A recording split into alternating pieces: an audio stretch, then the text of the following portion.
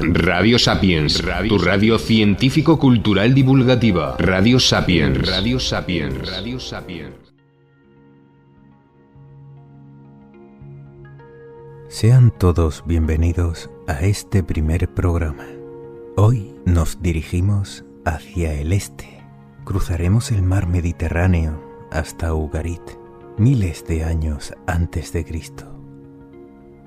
Quiero que imaginen por un momento que tomamos las riendas de nuestro caballo y galopamos. Galopamos por áridas tierras hacia el norte.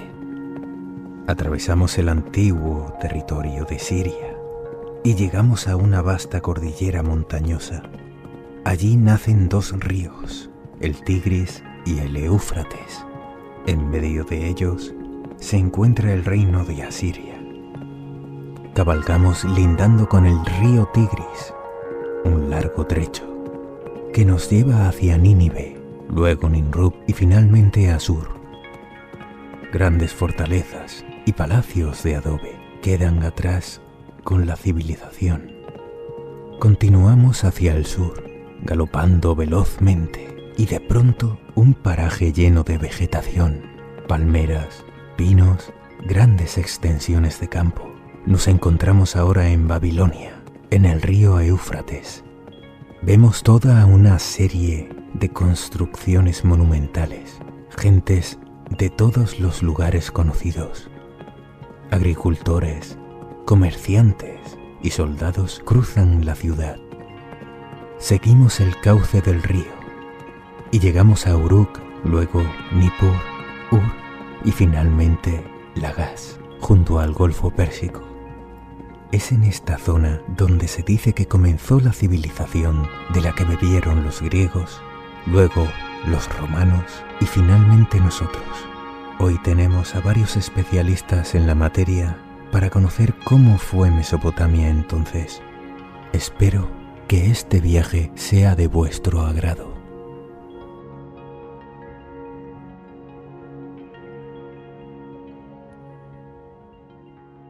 La brida, a galope por la historia.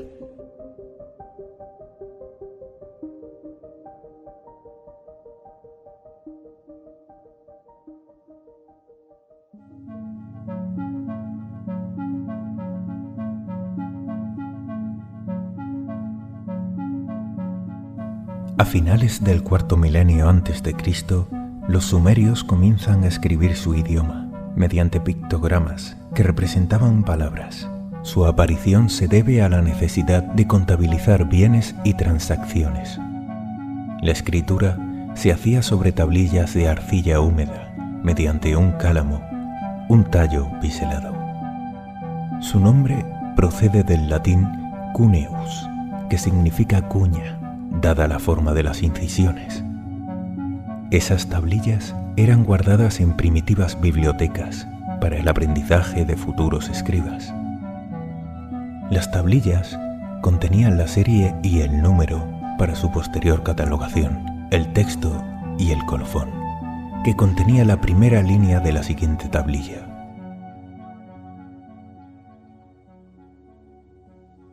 Esta noche tenemos a Juan Álvarez García, docente en la Universidad Autónoma de Madrid. Imparte la asignatura Introducción al Oriente y Egipto desde 2016 en el Departamento de Historia Antigua, Medieval, Paleografía y Diplomática.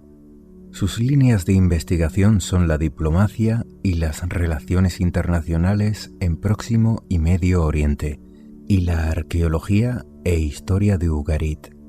Destacamos de sus artículos El Imperio Neoasirio y Grecia, intercambios culturales de la revista Antesteria. Buenas noches, Juan. Buenas noches. El tema a tratar es la escritura cuneiforme, un sistema de escritura que no es un alfabeto ni tiene letras. En vez de eso, utiliza entre 600 y 1000 caracteres para escribir palabras o sílabas. Los dos principales idiomas escritos en cuneiforme son el sumerio y el acadio. Bueno, Juan, ¿qué puede contarnos sobre la escritura cuneiforme? Bueno, lo primero que tenemos que saber es ante qué tipo de escritura estamos. Como bien has dicho, no se trata de una escritura alfabética, sino se trata de una escritura que combina silabogramas y logogramas, es decir, fonemas silábicos y símbolos que indican que son palabras, que indican estructuras semánticas completas, ¿no? Por ejemplo, el lu sería el signo lu, significaría hombre, por ejemplo. Sí. Bien, ¿cómo surge esta escritura? Hay que entender que si bien nosotros solemos asociar escritura a preservación del conocimiento o la idea de preservar la cultura, no es el objetivo principal con el que nace la escritura en Mesopotamia. La escritura en Mesopotamia nace con un objetivo muy concreto: llevar la contabilidad de un estado complejo, es decir, conseguir administrar una economía compleja. Los primeros textos son textos administrativos, son textos contables, no tenemos epopeyas, no tenemos canciones, no tenemos textos médicos ni eruditos. Eso vendrá con el tiempo. Había también un tipo de fichas llamadas tokens hacia el 3500 a.C. que se almacenaban dentro de unas bulas, una especie de cuenco de cerámica para contabilizar, llevar las cuentas de los bienes, el ganado, debido al excedente en la agricultura. De ahí ese comercio, esa necesidad de la contabilidad. Esta sería la primera forma de escritura, ¿no? Efectivamente. Eso lo que denominamos esas pelas de barro, esas bulas, es lo que podemos llamar un sistema de protoescritura. Es decir, un sistema de contabilidad que todavía no podríamos denominarla sensu estricto escritura, pero sí que es el primer sistema contable. ¿En qué consistía? Una bola de arcilla en la que se introducían, como bien has dicho, unos tokens, unas fichas, que eran signos de numeración, es decir, una cantidad, y signos que indicaban cierto elemento. Por ejemplo, tanto número de X cantidad de cereal, por ejemplo. Sí. Eso se introducía en esta pela de arcilla y se sellaba por encima, de tal manera que nadie podía manipular su interior sin romper el sello. Ahí tenemos el primer documento, o el primer objeto, no documento, de contabilidad. Se consigna de esta manera. Sí. ¿Qué ocurrió? Que a medida que iba pasando el tiempo y las necesidades del Estado iban aumentando, es decir, la economía cada vez se hace más compleja, requerían de un sistema evidentemente mucho más complejo para poder señalar todas estas operaciones económicas. Y se dieron cuenta que esas fichas y esos símbolos que utilizaban, que introducían dentro de la bula, podían señalarlos en la superficie, junto al sello, en la superficie de la bula, de tal manera que ya no era necesario que fuera una pela de barro, sino que poco a poco se va comprimiendo y se transforma en una tablilla. De hecho, las primeras tablillas que tenemos no son tablillas que podemos decir planas, tienen una forma almohadillada, ¿no? Una especie de paso intermedio entre la pela y la tablilla. Inicialmente tendríamos las tablillas de impresiones de tokens hacia el 3400 a.C. Luego vendrían las tablillas protocuneiformes hacia el 3200 a.C. Y finalmente la escritura como tal, las tablillas cuneiformes, hacia el 3100 a.C. A medida que se va avanzando y que se necesitan más documentos para dirigir esta economía cada vez más compleja, la escritura va evolucionando. De señalar o de dibujar, por ejemplo, para el símbolo del cereal, una espiga, pues se opta por una forma mucho más rápida, que es el signo cuneiforme de la espiga, que tiene muchas semejanzas con el dibujo de una espiga. La forma original era de una cuña, una especie de triángulo invertido. Originalmente, una cuña valdría 1, un círculo valdría 10, una cuña grande 60, un círculo dentro de una cuña 600 y un círculo grande 3600. Eso es la evolución o la forma, por así decirlo, de dibujar las fichas, los antiguos tokens. Sí. Estos antiguos tokens los dibujaban sobre la arcilla y adquirían esa forma. A partir de entonces comienza la escritura con textos administrativos, escolásticos, léxicos, literarios, listas de árboles. Es el inicio de las escuelas de escribas, de las ciencias. Es la cuna de la escritura, de todo lo que conocemos hoy día. cuando ya ha avanzado bastante más el tiempo, porque estos inicios de la escritura los situamos en el periodo de Uruk, más o menos entre 3500, 3000, 2900 a.C., sí. Ya en lo que es mediados del tercer milenio, es decir, lo que llamamos una época sumeria, la época protodinástica o el dinástico temprano, mejor dicho. Ahora optamos más por decir dinástico temprano. Sí. Ahí ya empezamos a encontrar textos mucho más complejos. Como bien dices, esos textos lexicográficos, epopeyas, incluso textos historiográficos en el sentido de estelas reales que narran un hecho histórico, ya sea más o menos verídico. Es decir, la escritura llega un momento en que les aporta una serie de posibilidades, sí, por las cuales pueden escribir y pueden desarrollar una serie de conocimientos que sin ella evidentemente no habrían podido. Tenemos diferentes textos que han llegado hasta nosotros, la mayoría sobre la creación y el diluvio, el Enmerkar y el Señor de Arata, Lugalbanda, el poema de Gilgamesh con sus 5 historias, las lamentaciones de Ur, los poemas de la diosa Inanna o los himnos.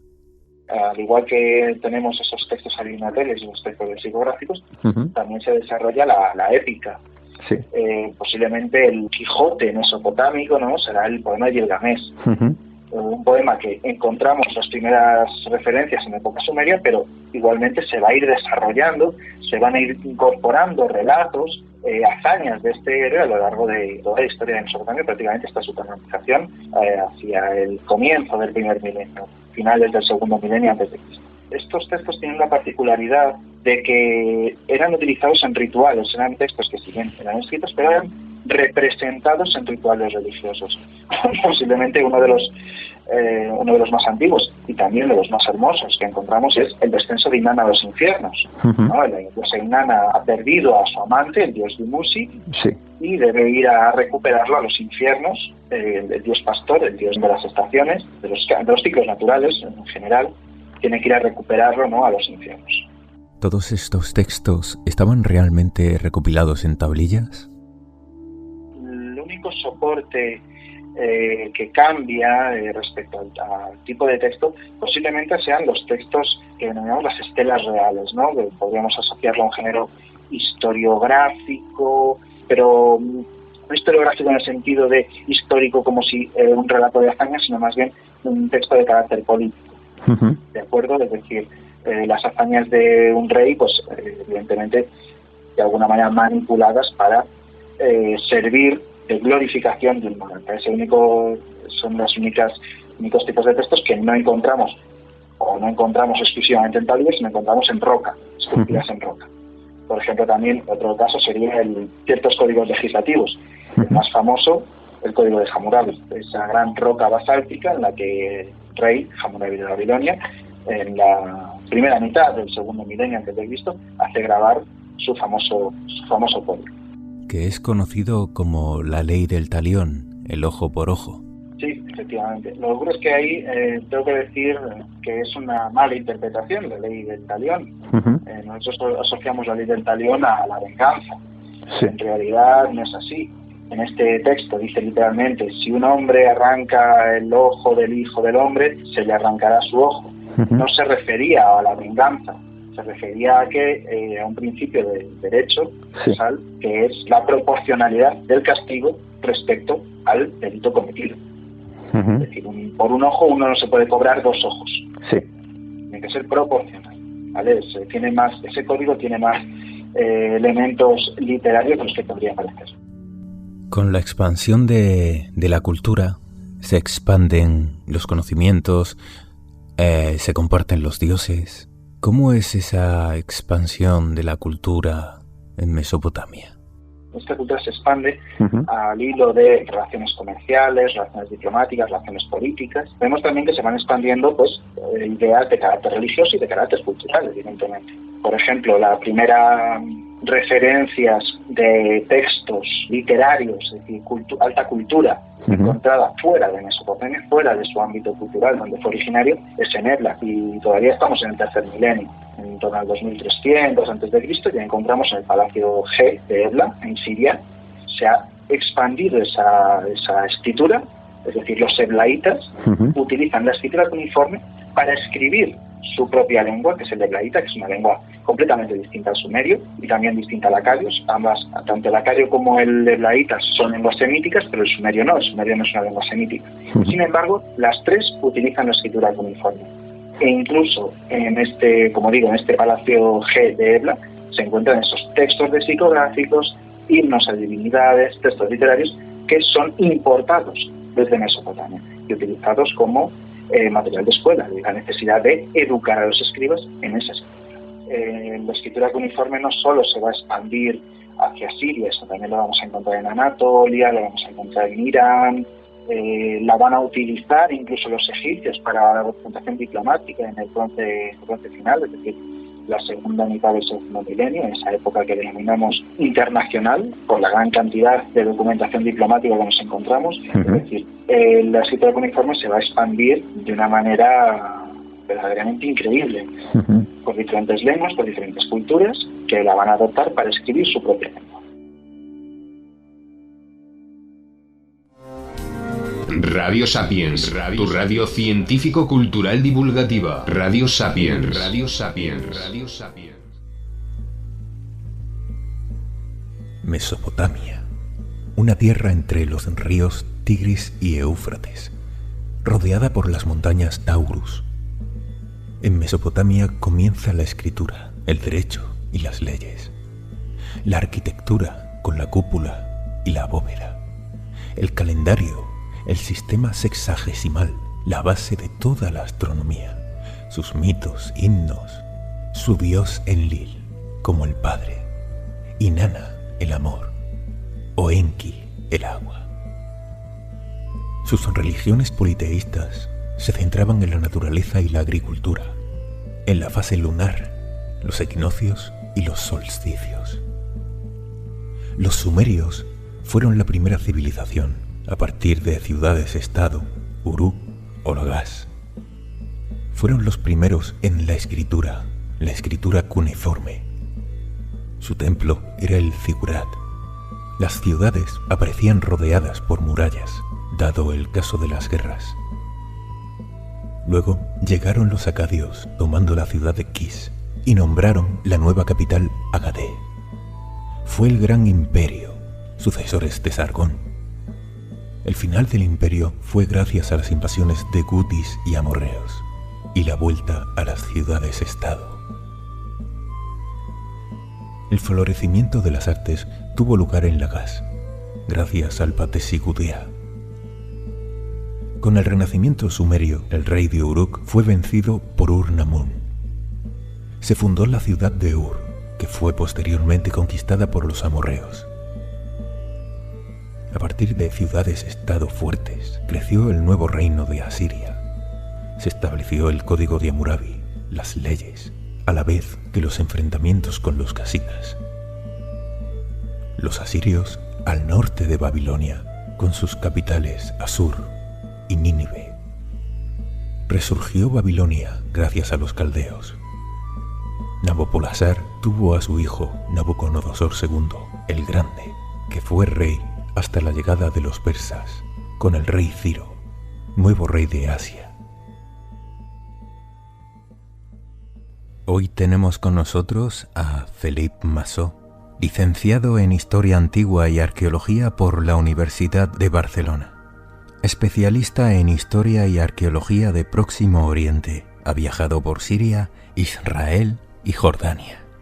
Imparte clases de Historia Antigua y Arqueología en diferentes universidades. Es autor de numerosos artículos, tanto en National Geographic como Arqueo o Historia y Vida.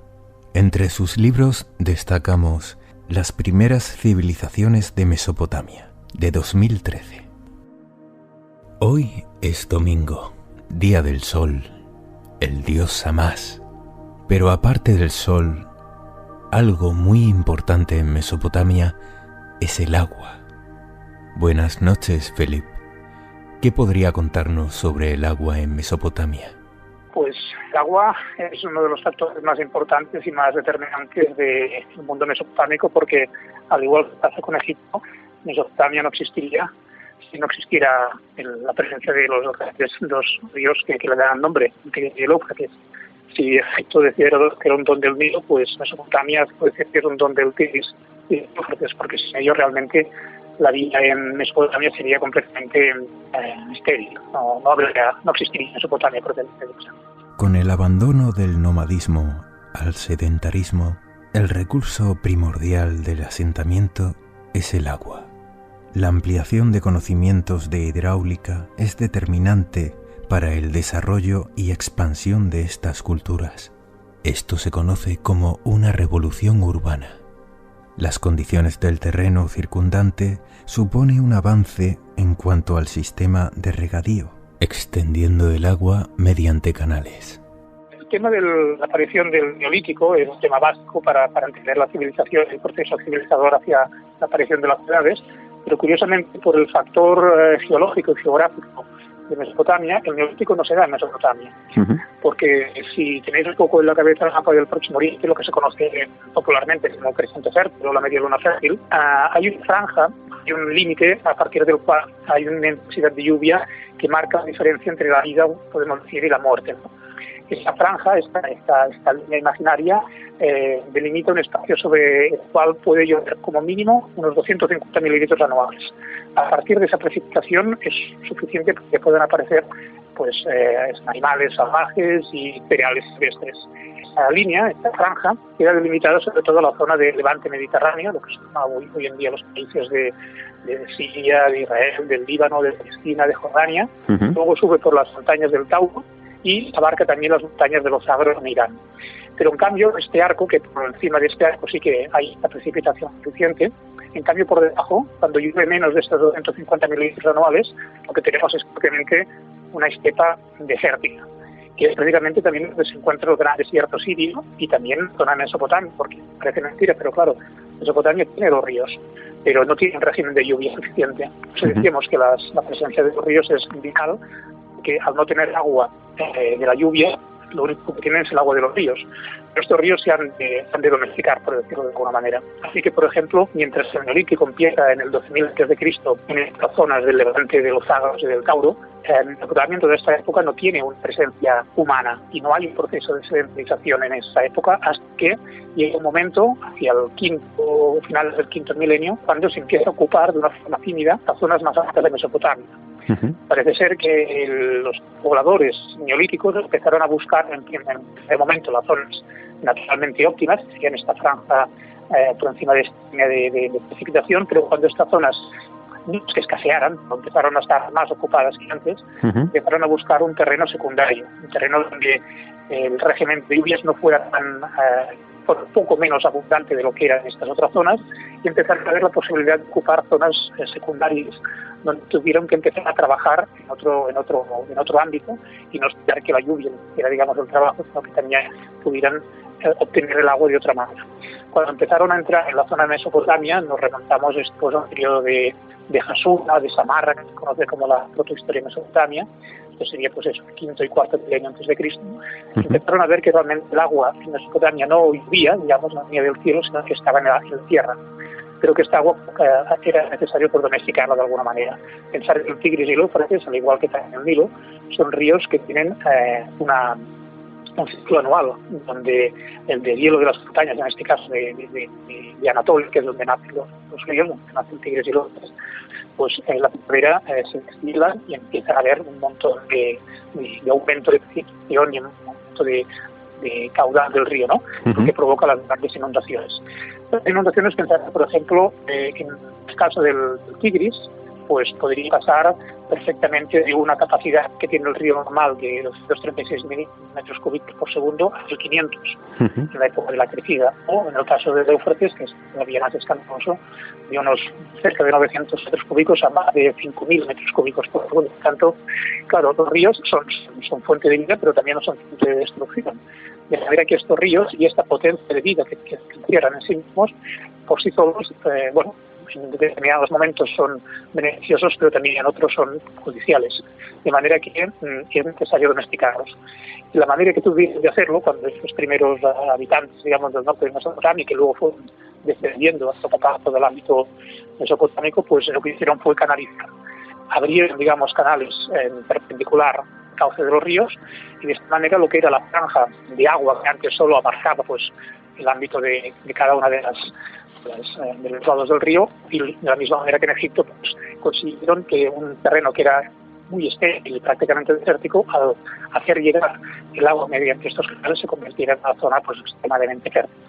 Y esta fue la razón por la cual ocuparon Mesopotamia de una forma tan masiva, y lo que dio después paso a lugar, me refiero a la ocupación y a la evolución de las aldeas a las ciudades, cosa que en el mundo del Levante mediterráneo eso no llegó posteriormente. Es decir, en el Levante y en la zona por encima de estos 250 mililitros se dio el Neolítico, pero la aparición de la ciudad apareció en Mesopotamia, y desde Mesopotamia volvió, digamos, o regresó al ámbito del Levante mediterráneo. Por eso decimos que la ciudad es una invención mesopotámica, a pesar de que no tuviera el Neolítico previo, como sí que ha pasado en otras circunstancias. El norte tiene precipitaciones en otoño y en primavera, lo que supone el uso de los cultivos de secano y la ganadería. En cambio, en el sur, una zona liana y con menos precipitaciones, de ahí el uso de la agricultura de regadío. En el norte, el agua se acumula en acuíferos y se extrae por medio de pozos. En el sur, se opta por una construcción de canales de irrigación y diques para controlar las inundaciones, lo que supone un aumento del espacio para el cultivo. Los canales se conformaban con una entrada, una especie de boca llamada Ka. Para controlar el desvío y el nivel del agua se usaba el Mubalitum, compuesto por una barrera, un poste llamado Tarculum. Existían canales de derivación llamados Takirum y pequeños canales llamados Yabiltum. Sí, de hecho, esto de esta nomenclatura son los términos acadios que se han recogido de las fuentes, pero de hecho lo podemos encontrar, ya no te digo casi, bueno, hoy en día todavía lo podemos encontrar en algunas partes de Mesopotamia, de Siria, de Irak o de Egipto también. Son procesos muy similares, porque básicamente lo que consiste pues es lo que si conocemos un poco el mundo de la agricultura de regadío, pues de eso es desviar el río y canalizarlo pues primero desde un gran canal mayor para después de acequias más pequeñas, y en algunos casos incluso elevar el agua del nivel inferior del elevado. Pensad que Mesopotamia es una llanura plana, absolutamente plana. Sí. Y a veces los campos se han de elevar precisamente para alejarlos, digamos, de la zona inundable, porque cuando llegaba una inundación normal, como decía una muy grande, todos aquellos campos quedaban completamente anegados, y bueno, por un lado podía ser positivo, pero si la inundación era muy fuerte, aquellos campos quedaban destruidos. Por tanto, muchas veces lo que hacían era que el canal empezara en el lado del río, pero se elevara un poco y llegara a cotas más altas para poder proteger un poco de las inundaciones. Y eso es lo que encontramos también hoy en día en Egipto, por ejemplo, o también lo digo en Irak o en Siria. Una de estas nomenclaturas que has comentado es lo que hoy en día se conoce como shaduf, que es pues simplemente un pollete colocado al lado del canal con un palo enganchado vertical y otro horizontal, que es movible, que permite con un cesto coger el agua y girando el palo horizontal a llevar el agua hasta la parte elevada y recanalizarla desde allá. Por tanto, yo digo que los ríos se domesticaron en este sentido, se domesticaron para hacer que aquella agua que en principio es beneficiosa, pues todavía fuera más, y permitieron la irrigación de unas extensiones infinitas, podríamos decir. De hecho, la gran riqueza de Mesopotamia es esta, porque lo que decíamos, ¿no? Geológicamente, Mesopotamia es un mar de barro.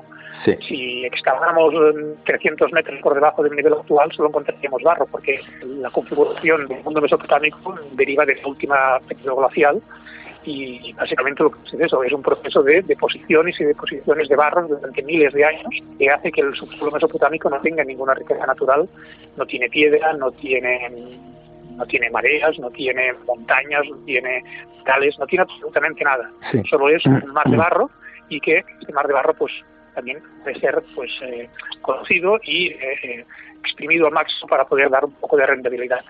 y esa rendabilidad se consiguió mediante pues la canalización, bonificación de estas aguas y luego, lógicamente, el proceso de cultivo y de crecimiento de los cereales, que eso supuso, pues vamos, una excelente ingente de cereal, que es la base económica del mundo mesopotámico. A falta de cualquier otro recurso natural, lo que tenían ellos eran, por un lado, ganado y, por otro lado, cereales. Con estos dos elementos básicos llevaron a cabo una gran red comercial desde el tercer milenio, desde el momento de la... Bueno, incluso antes, sobre todo desde el tercer milenio, y incluso antes, desde el cuarto milenio, cuando se empezaron ya a configurar las ciudades. El gran éxito de las ciudades fue precisamente el comercio, el ser capaz de obtener riquezas o riquezas o productos de primera necesidad también de cualquier parte del Próximo Oriente a cambio de sus riquezas propias, que eran estas la ramadería y la agricultura. O sea, que en eso pues encontramos en épocas, pues eso ya históricas, sobre todo de las primeras dinastías, encontramos lapislázuli que viene de Afganistán, encontramos oro que viene de Nubia,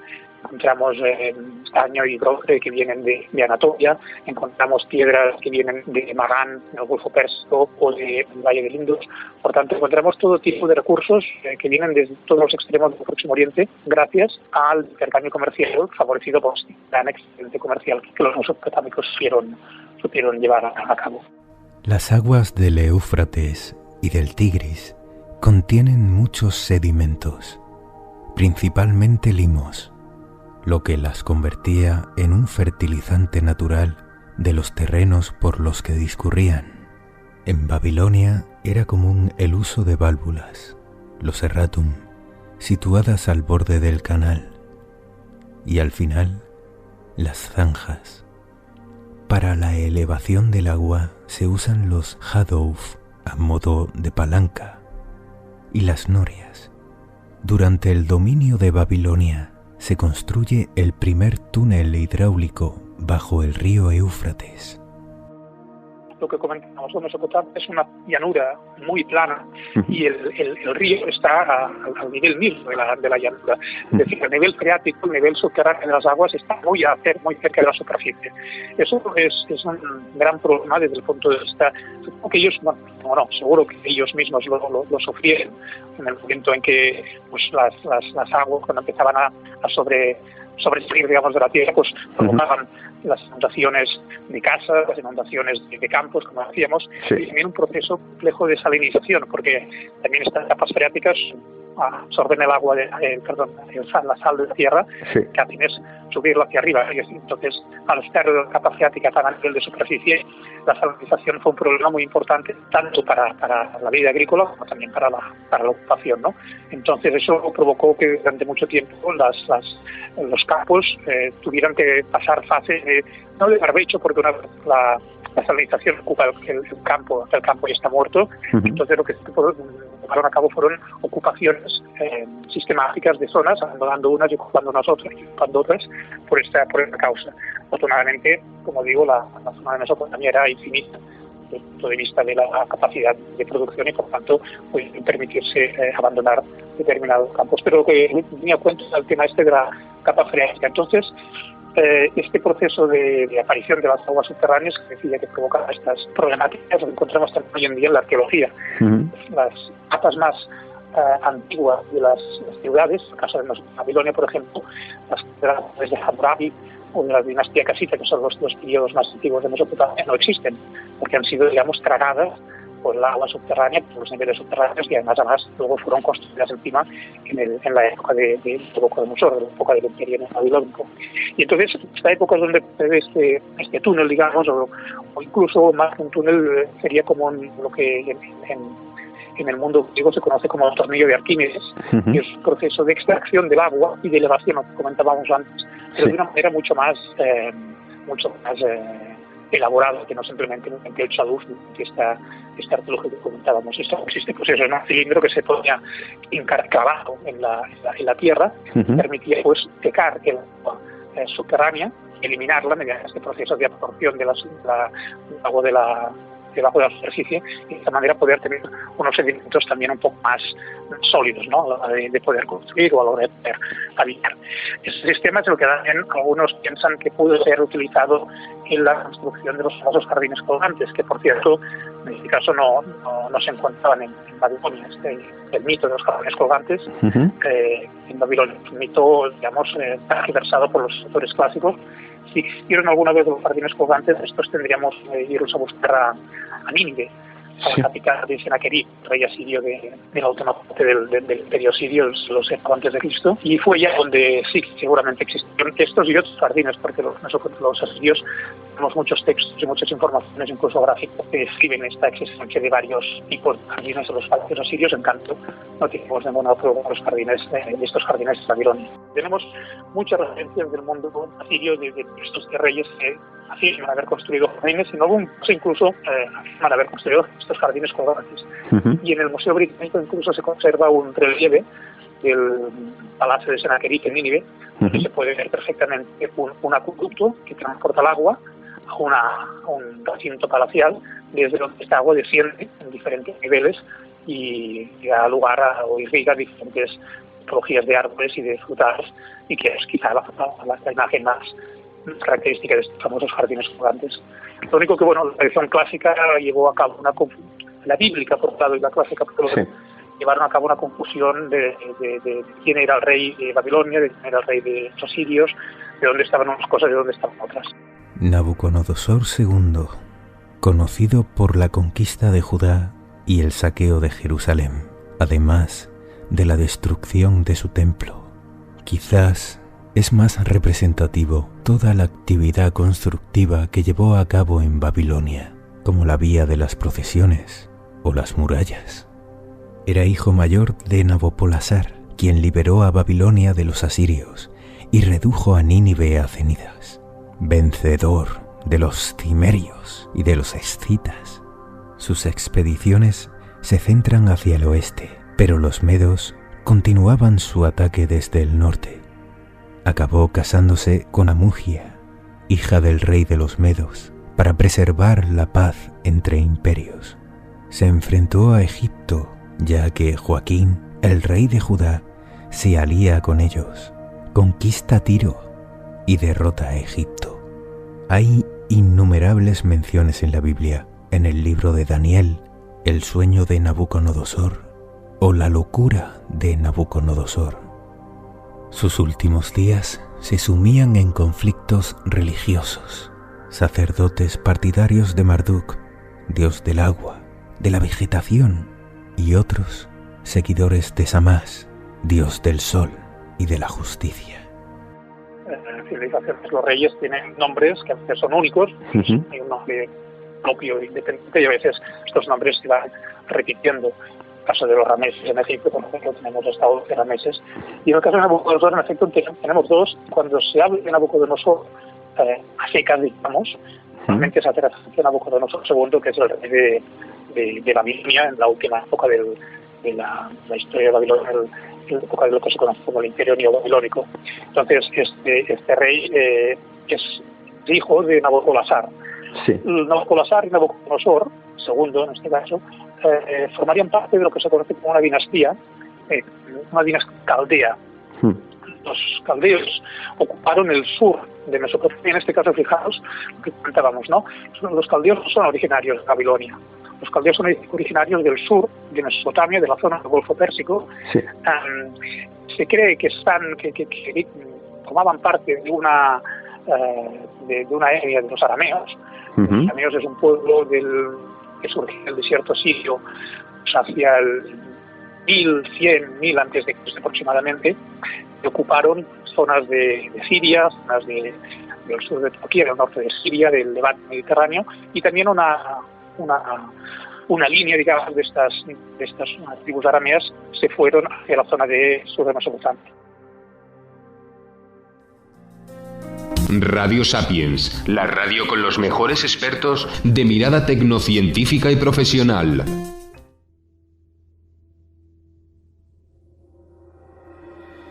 Construí un pilar ante la puerta de la ciudad y desollé a los jefes que se habían rebelado contra mí, colgando su piel sobre el pilar. A algunos de ellos los sepulté en el pilar, a otros los empalé sobre las estacas sobre el pilar, y a otros también los empalé sobre las estacas alrededor del pilar. Desollé a muchos a lo largo de todo el país y colgué su piel sobre los muros. Quemé a muchos prisioneros, capturé a muchos soldados vivos. A algunos les corté los brazos o las manos, a otros les corté la nariz, las orejas y las extremidades. Les saqué los ojos a muchos soldados. Hice un montón con seres vivientes y otro de cabezas. Colgué sus cabezas en los árboles, alrededor de la ciudad. Quemé a sus adolescentes, muchachos y muchachas. Abatí 6.500 guerreros con la espada. Al resto los mató el Éufrates, a causa de la sed que sufrieron en el desierto. Extraído de las crónicas de Assur-Nasirpal II. Como ven, es terrorífica la historia de los asirios.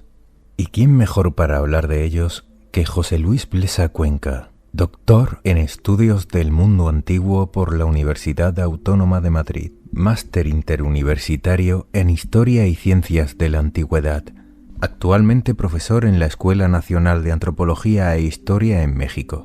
Podemos destacar de sus artículos la toponimia de los antiguos reinos arios, y su tesis versa sobre los arios, historia y modos de vida de los pueblos centroasiáticos en la Edad del Hierro. Bueno, José Luis, ¿qué puede contarnos sobre los arios? Pues mire, los arios precisamente son contemporáneos a los asirios y deben su nacimiento como imperio a la presión de los asirios.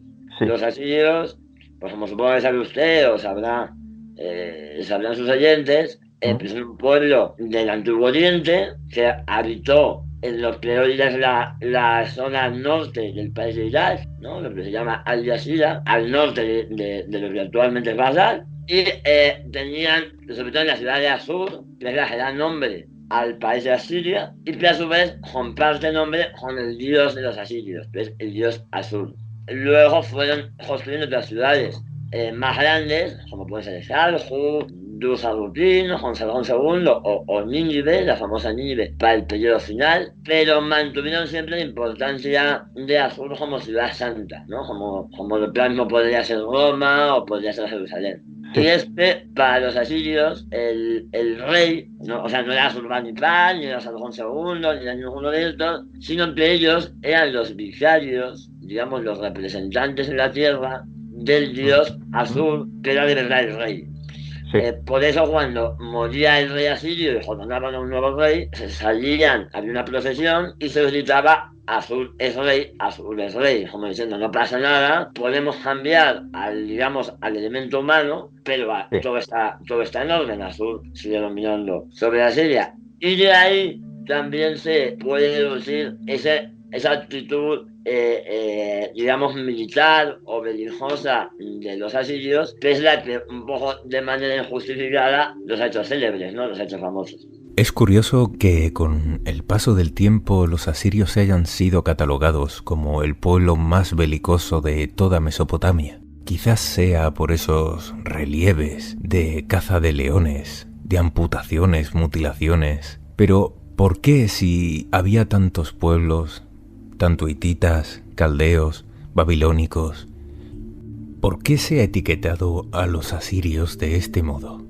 Es una observación muy acertada y muy curiosa. Pues seguramente sea por la imagen que nos han dejado de ellos los judíos. Como hasta el descubrimiento de las antiguas ruinas asirias, la información que llegaba a Occidente de estos pueblos era básicamente a través de las fuentes clásicas o de la Biblia, pero en este caso, donde más información tenemos es en la Biblia. Claro, los judíos no tienen un buen recuerdo de los asirios, porque los asirios invadieron toda la zona de Israel y Palestina, no solamente el reino de Judá, atacaron Jerusalén, deportaron a las poblaciones a otras partes del imperio, que es algo muy típico de los asirios. Entonces, claro, la imagen que tenemos de ella en la Biblia es mala, en general. Sí. Y luego, además, ellos mismos hacían propaganda de estas campañas militares y de esta violencia.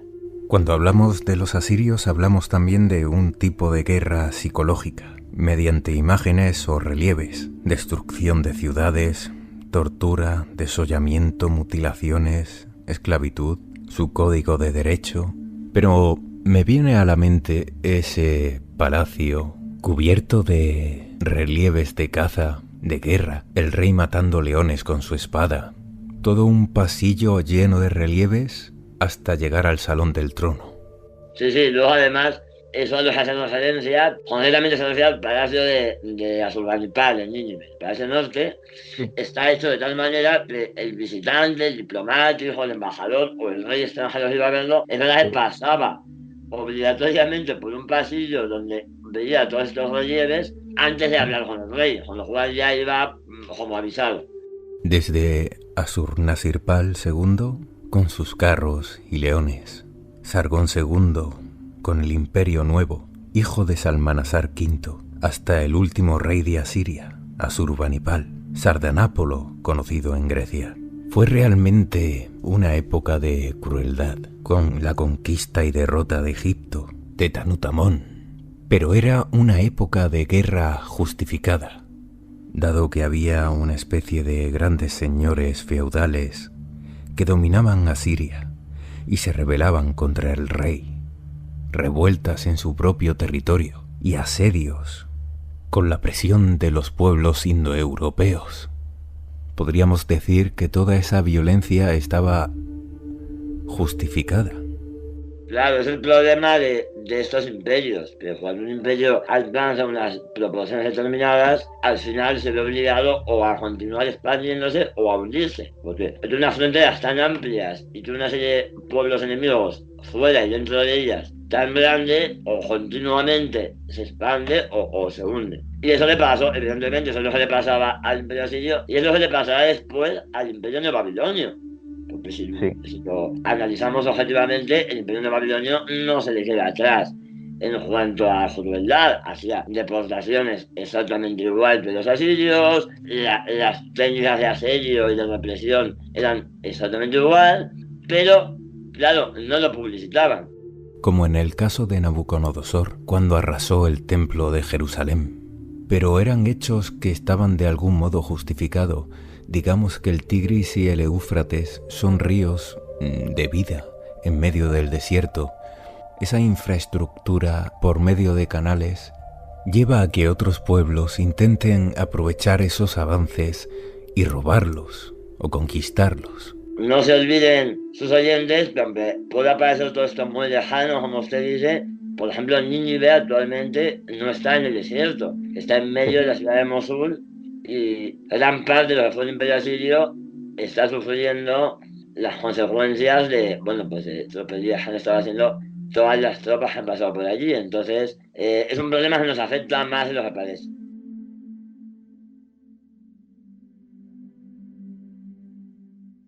La brida, a galope por la historia.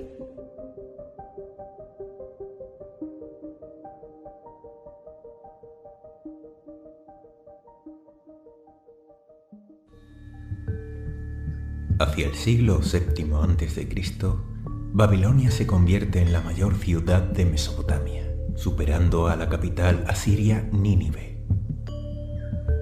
La ciudad, de forma casi rectangular y fuertemente amurallada, estaba dividida por el río Éufrates.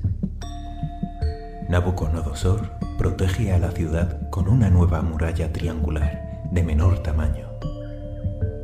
El afán constructivo permitió a Babilonia albergar cerca de 500.000 habitantes, mientras el resto del imperio se sumía en un proceso de desurbanización. La ciudad se estructuraba por medio de canales y una trama viaria de la que destacaba la Avenida de las Procesiones, que comenzaba en el extremo norte de la muralla exterior y continuaba paralela al río hasta entrar en el recinto interior, atravesando la puerta de Istar, de 10 metros de altura. A través de ella se accedía al templo de Marduk, conocido como el Etemenaic, un ziurat de 7 plantas.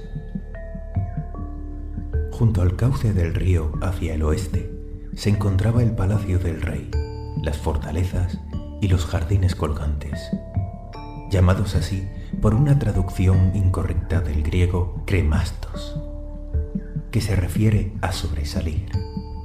Estrabón describió los jardines de este modo. Este consta de terrazas abovedadas, alzadas unas sobre otras, que descansan sobre pilares cúbicos. Estas son ahuecadas y rellenas con tierra para permitir la plantación de árboles de gran tamaño. Los pilares, las bóvedas y las terrazas están construidos con ladrillo cocido y asfalto.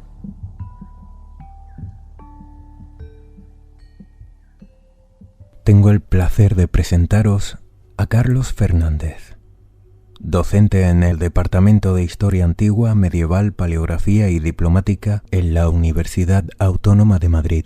Sus líneas de investigación son la historia y arqueología en la península de Omán, el Golfo Pérsico en la Antigüedad, la historia de Oriente Antiguo y actualmente trabaja en un proyecto arqueológico en Al-Madam, en los Emiratos Árabes Unidos. ¿Qué puede contarnos de las últimas investigaciones llevadas a cabo por la Universidad Autónoma de Madrid? Las investigaciones sobre el Oriente Antiguo en la Universidad Autónoma deben retrotraerse a la incorporación del profesor Joaquín Córdoba, que recientemente se jubiló, a la plantilla del departamento donde hoy formo parte del equipo docente, en la década de 1980. Él fue el verdadero impulsor de esta disciplina, que ha cautivado a muchos de sus alumnos y ha ampliado poco a poco el número de investigadores que dedicaban su tiempo y esfuerzo a saber más acerca de esta región en la antigüedad.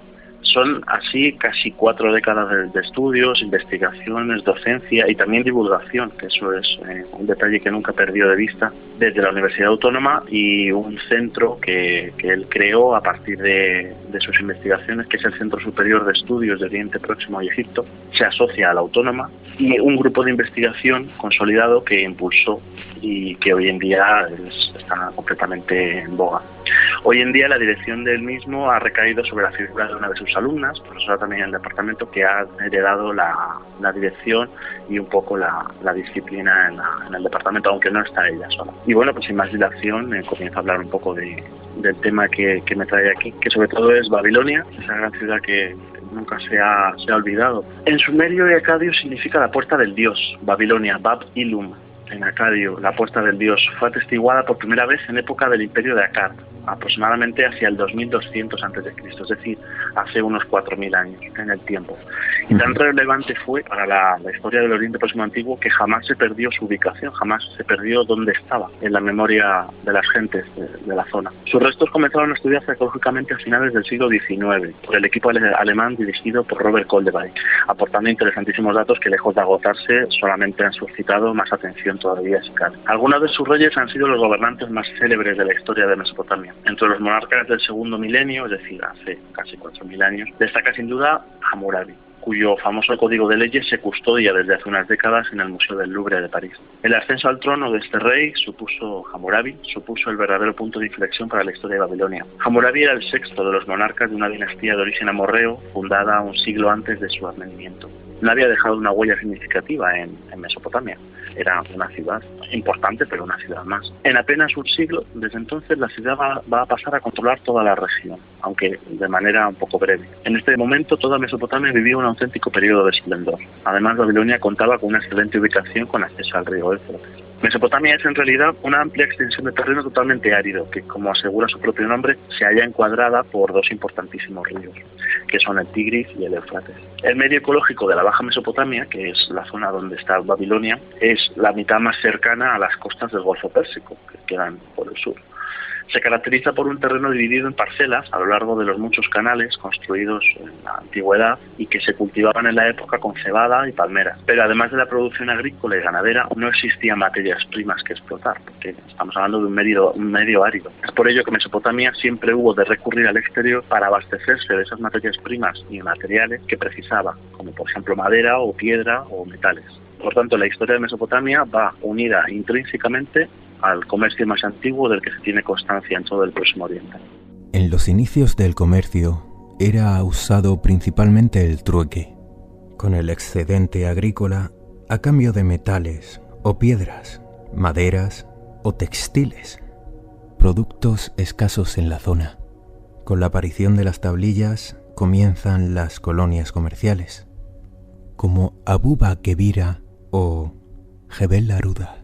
Vamos a hablar un poquito acerca de esas colonias comerciales, de las rutas comerciales, y luego es verdad que la escritura en Oriente surge como una forma de contabilizar, es un método administrativo se supone que las cuentas ya no podían llevarse de manera, a la cabeza, y que tendrían que pasarla por escrito, pero claro, es una innovación y un proceso mental complejo, pero que supieron resolverlo muy bien, y además luego, claro, la escritura se volvió completamente esencial, no solamente para la administración y economía y gestión de los recursos, sino también, claro, por supuesto, para pasar por escrito otras cosas que nos han llegado afortunadamente y que sabemos que abarcaban pues todo el ámbito cultural, mitológico o sea que sí, realmente es interesante.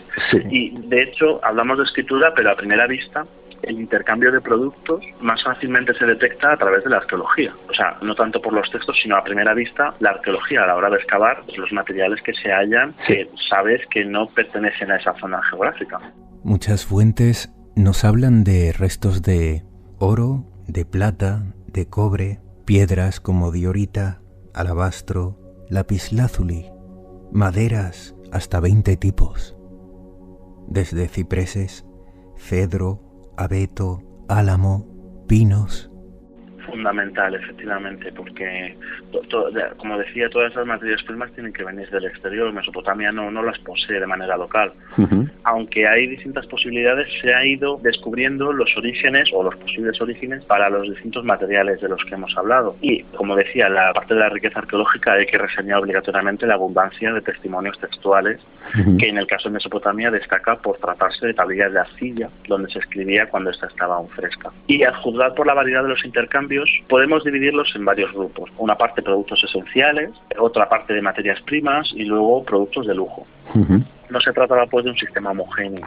Los productos de lujo parecen haber sido un mercado de élite, además de ser bastante limitado, porque los productos de lujo no podían permitirse para cualquier sector de la sociedad. Además que otros productos o materiales también incumbirían a otros sectores sociales, aunque toda la sociedad estaría interesada, por ejemplo, en importar productos básicos como la sal o las piedras de moler que se utilizan en el día a día.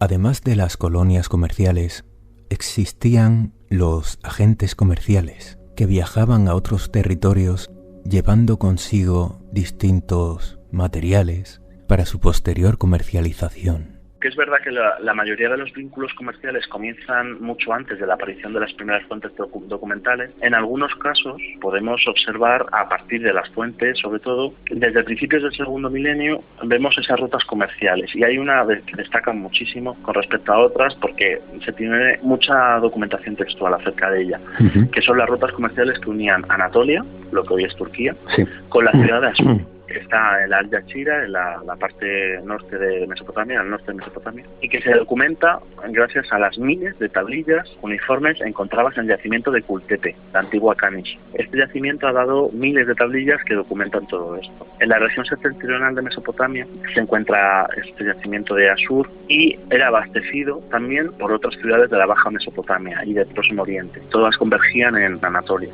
Se formó un complejo sistema de intercambios que involucró a muchas de estas regiones de la antigüedad.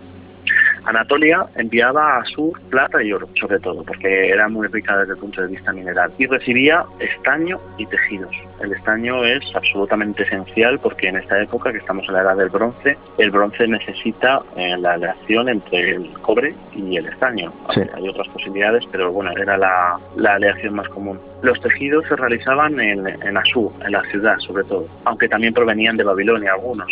Y el estaño venía de Irán. Es decir, que ya estamos involucrando 3 lugares diferentes: Anatolia, Irán y Mesopotamia. Sí. Y probablemente dentro de Irán, pues en la zona al norte de Afganistán, o sea, en esa zona. Y bueno, pues a su vez el cobre tampoco era propio de Mesopotamia, y lo más probable, que es lo que los investigadores piensan y que yo estoy de acuerdo, es que provenía de las montañas de Al-Hayyar en la península de Omán, las montañas negras. Sí. Que es para los antiguos mesopotámicos la antigua Magán. Ellos llamaron a esa zona, la península de Omán, la llamaron Magán. Vendría por barco a través del Golfo Pérsico. Aunque el tema del cobre a mediados del segundo milenio parece que cambió y el proveedor principal de Mesopotamia pasó a ser Chipre, que también es muy conocida por su abundancia de cobre. Maderas importadas de Fenicia, piedras de Elam y metales de Anatolia.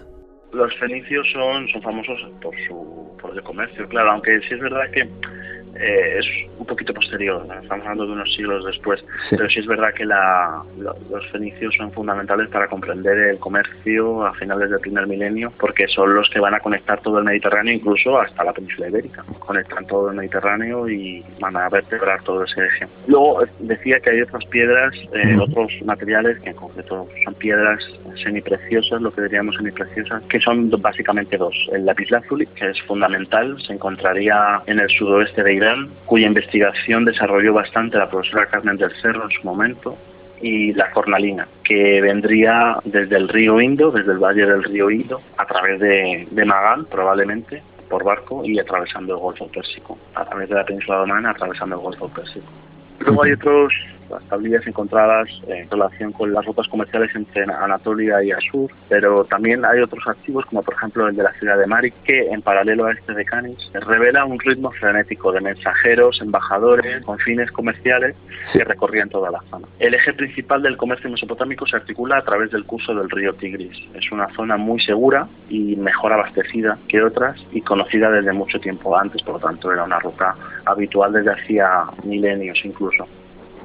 Sin embargo, en épocas de unificación política, parte del tráfico comercial se desviaba por el Éufrates hacia el este, llegando incluso a Siria y más allá, probablemente hasta el levante mediterráneo, conectando toda esa zona. Gracias a eso, por ejemplo, podemos hablar de rutas comerciales que traían cedro del Líbano, el famoso cedro del Líbano, que es uno de esos 20 tipos de maderas que mencionabas tú, sí, a Mesopotamia, y que es completamente fundamental porque es una madera buenísima y muy importante para el desarrollo de muchas cosas. La importancia de todos estos árboles radica en que protegían los cultivos de las tormentas, del calor y del viento, y se usaban también por su resistencia a la salinización del suelo. Y además usaba como materiales de construcción, también para la fabricación de barcos, porque tiene una densidad que permite la flotación bastante bien. Entonces sí es verdad que el cedro del Líbano es uno de los árboles que más se demandan, aunque hay otros que probablemente también vendrían del Valle del Indo. Sí. El problema de Mesopotamia es que cultiva sobre todo palmera, y la madera de la palmera no está preparada para cierto tipo de actividades, por lo tanto necesitan importar. O sea, claro, la clave es importar. Y gracias a los textos conocemos también el tráfico de productos agrícolas, no solamente madera y piedra o metal.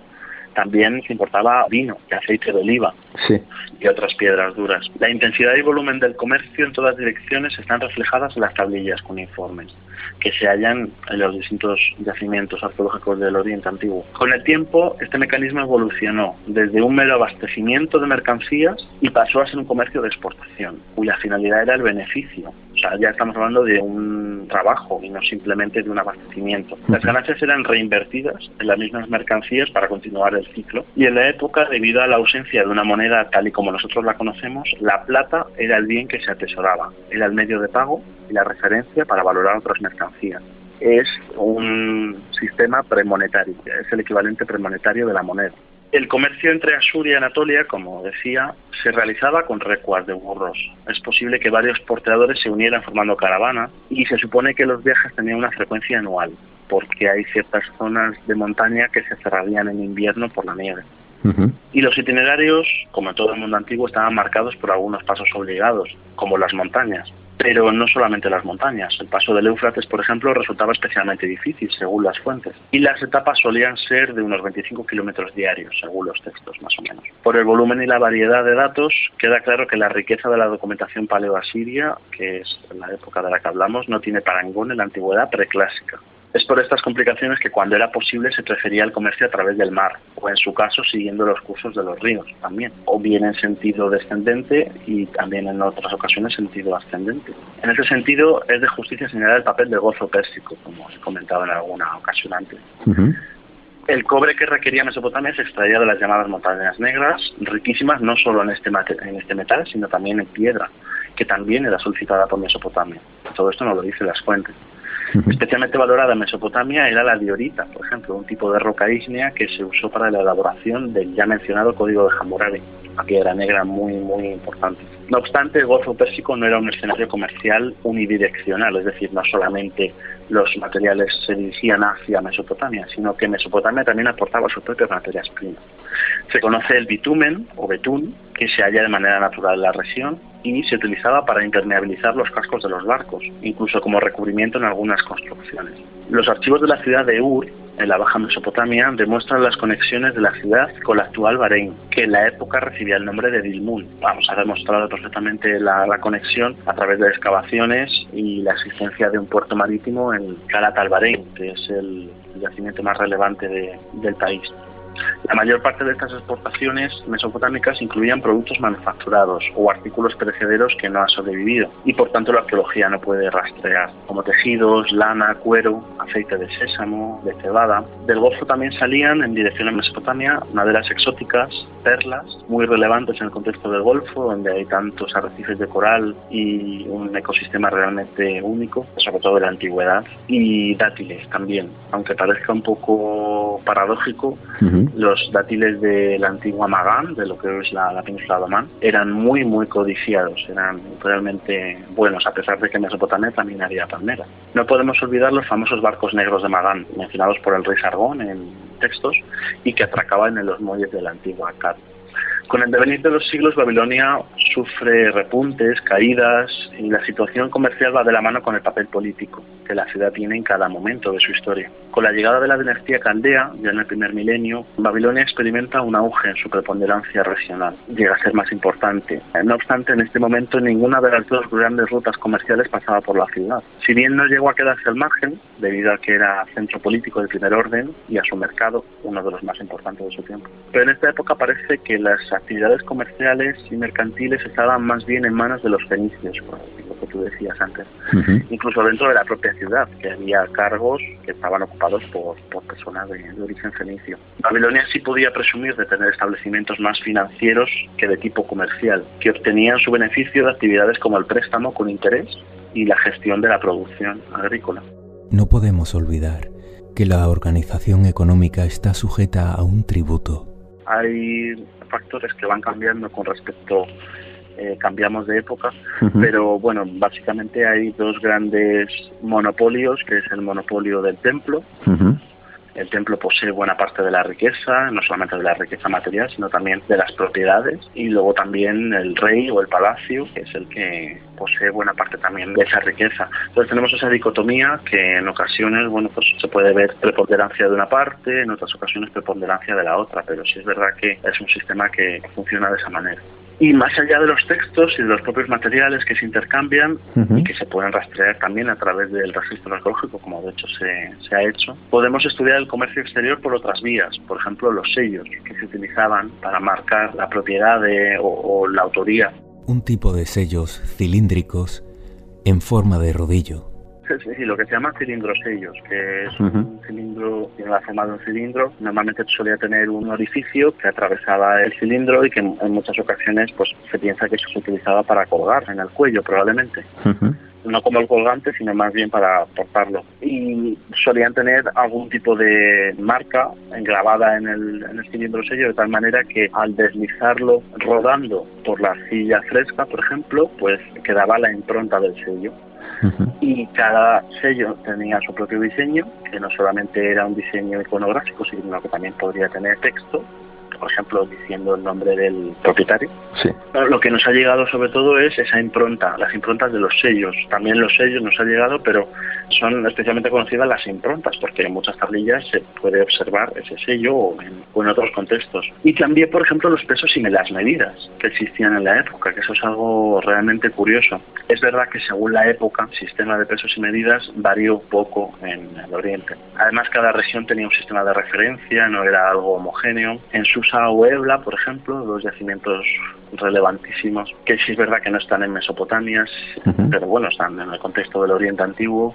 Se han hallado juegos de pesas que nos ayudan a esta tarea. Y en Mesopotamia se usaba el sistema sexagesimal y se dividían por 60, dos referencias que son el talento y la mina. Y es verdad que hoy en día, por ejemplo, nosotros tenemos parte de ese legado que es a través de nuestro sistema horario. De tal manera que un minuto son 60 segundos. Es una herencia del sistema sexagesimal mesopotámico. Las pesas solían tener forma más o menos ovalada, con base plana, aunque depende también de la zona y del periodo histórico, no podemos tampoco generalizar. Y junto con los intercambios materiales, aunque creo que ya estoy llegando al final de nuestro tiempo, pues aunque sea solamente lo menciono, también hay intercambios culturales. No solamente podemos hablar de algo material, sino que el conocimiento probablemente se transmitía junto con esos trasvases de población o movimientos de población que podían tener un sentido comercial. Y uno de los más conocidos y de los más antiguos es la transmisión de la propia escritura cuneiforme, que fue adoptada por otras regiones, además de Mesopotamia, como por ejemplo la lengua hitita adopta la escritura cuneiforme y estamos hablando de Anatolia, es decir, que ha recorrido también una buena zona para llegar hasta allí. Pero también la transmisión del conocimiento en sí. En ese sentido, Babilonia era conocida como uno de los grandes centros del saber. Babilonia poseía su propia biblioteca, tenía escribas, escuela de escribas, era el gran centro del saber. Sí, Babilonia, sobre todo a partir del segundo milenio, se convierte en uno de los grandes centros de la historia y luego ya en época del primer milenio Babilonia es fundamental, de tal manera que hubo, ya en época de declive, pero hubo grandes pensadores griegos que se formaron en esa Babilonia ya de época persa. Algunas teorías apuntan a que el teorema de Pitágoras podría haber sido desarrollado muchísimo tiempo antes. Eso es, ¿no? Probablemente Pitágoras lo desarrolló también, pero sí es verdad que hay tablillas cuneiformes que demuestran que ese problema matemático ya estaba resuelto en el segundo milenio. Entonces, sí, bueno, pues ya hay un origen y un legado de toda Babilonia que es muy relevante y que no podemos olvidar, porque es verdad que nosotros bebemos de la cultura clásica, que son Grecia y Roma, pero en el fondo parte de la cultura griega bebe también de Oriente. ¿Qué puede contarnos de la situación actual que vive esa zona?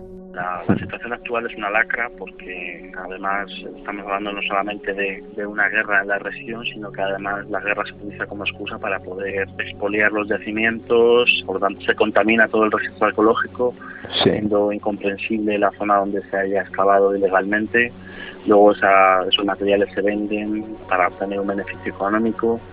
En muchos casos no se tratan adecuadamente. Pero aparte es verdad que es una región donde siempre ha habido mucho movimiento de gente, de imperios. Llegaba un imperio, conquistaba a otro, luego venía otro. Pero sí es verdad que buena parte de esta cultura, de este pozo cultural, eso sí que se ha mantenido en muchas ocasiones, y llegando incluso a exportarlo a otros sitios. ¿Qué ocurre con el comercio en el caso de una guerra? Por ejemplo, con la invasión de los asirios, ¿se paraliza o continúa? Pues dependiendo de la época. Hay un caso especialmente conocido que es cuando acaba la tercera dinastía de Ur.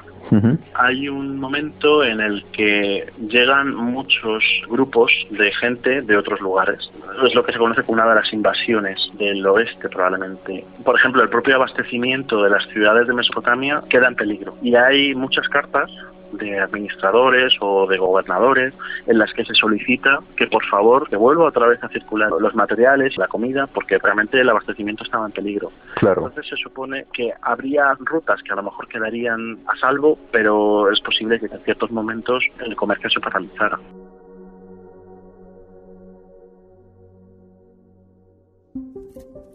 La brida. Vengan y cabalguemos juntos por los senderos de la historia. El último domingo de cada mes a partir de las 22 horas en radiosapiens.es.